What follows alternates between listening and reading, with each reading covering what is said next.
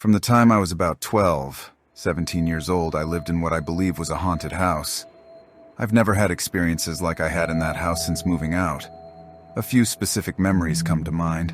Once I was hanging up laundry in my closet. I heard someone whisper my name in my ear, clear as day. I'd never sprinted out of a room so fast. Another time, my sister and I had friends over, and we decided to use a tape recorder to ask questions to the ghosts, like they do on those paranormal shows. We played the tape not expecting to hear anything, and could hear a very soft voice say, "I'm in the closet." We were sitting near a small closet in the basement. My parents eventually decided to sell the house. We moved into a new place before selling this place. My sister stopped by the house after there had been a couple of showings to turn out the lights in the house. She went to turn off the lights in the basement, which had multiple light switches. One was at the far end of the basement, away from the stairs. She turned off the light and swears she heard heavy footfalls of someone running towards her. She ran out of the house without turning out the rest of the lights and locked the door. That was the last time either of us went back until we were in the neighborhood and the new owners offered to show us the renovations they made. Nothing happened then, but they did ask us if we wanted to babysit their kids. We politely declined.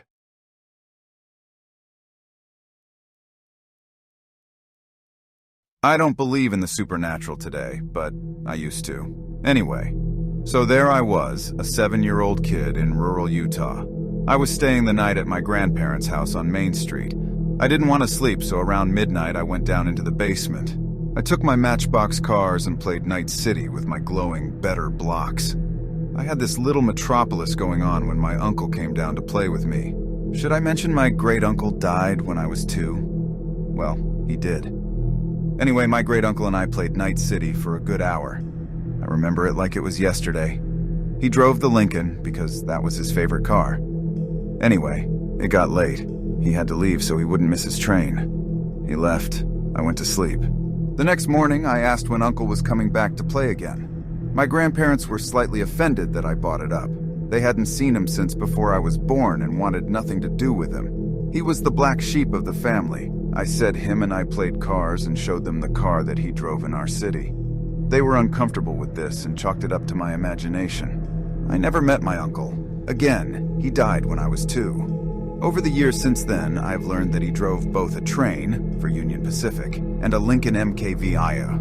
Like I said, I don't believe in ghosts, but I don't know how 7-year-old me knew things about an estranged relative who died when I was 2 and was never spoken of due to certain family issues. To this day, I don't know what happened that night, but I remember playing Night City with some guy who said he was my uncle, like it was yesterday. He was super nice, and at the end of the game simply left out the back door.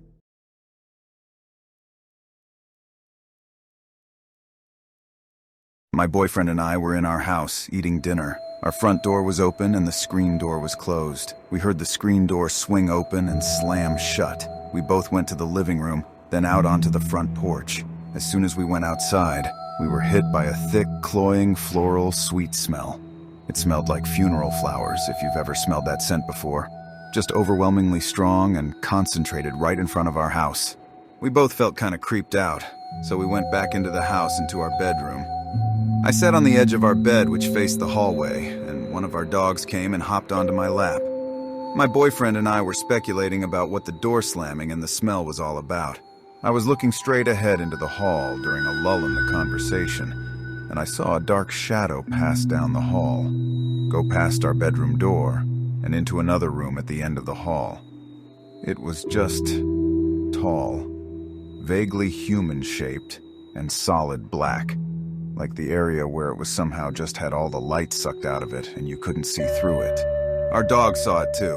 He went nuts, barking and growling and whining. For some reason, that scared me more than anything, that he saw it too. I started crying and said I wanted to leave the house, so we got our dogs in the car and left. We were having plumbing problems anyway, so we ended up just staying in a hotel room that night. When we came back the next day, things seemed totally normal, and nothing like that has happened since.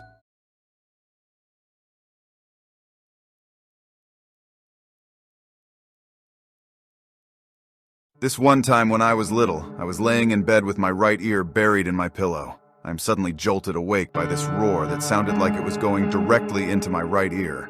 I woke up startled and confused and began scanning my room for anything as my mind was almost full panic mode.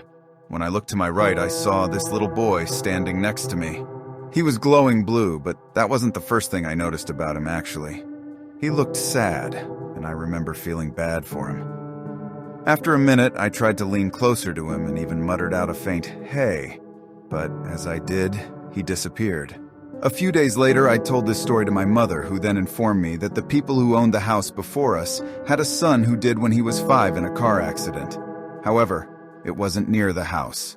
I should also note now that our house was renovated since we moved in and a second floor was added.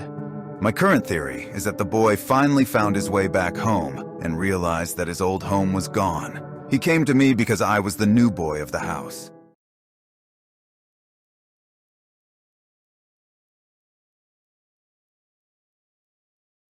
My family moved into a somewhat older house on a lot of land when I was 7. We had the most wonderful Akita at the time, a breed known for protecting its family. My dad traveled a lot, so my mom would often be home with just us 3 kids and the dog. One day we get home from wherever, and Pluto is at the top of the stairs growling, refuses to go down there. My mom naturally feared someone had broken in, so she made me, my older brother, and my little sister go sit in the car with 10-year-old brother in the driver's seat, telling us if she wasn't back in 10 minutes to leave and find somewhere to call the police. This was before cell phones. She ventured back into the house with a knife. Came back out a few minutes later and hadn't found anything, so we went on with our lives. Many years later, once I'd reached adulthood, my parents revealed to us that someone had previously hung himself in the unfinished portion of the basement where the laundry room was. My poor brother's room was in that basement. When we lived in that house is when he first began to have issues. He's now deceased after many years of drug addiction. I'm fairly convinced that house was haunted. Thanks for listening me. Do the like thing and subscribe. See you later.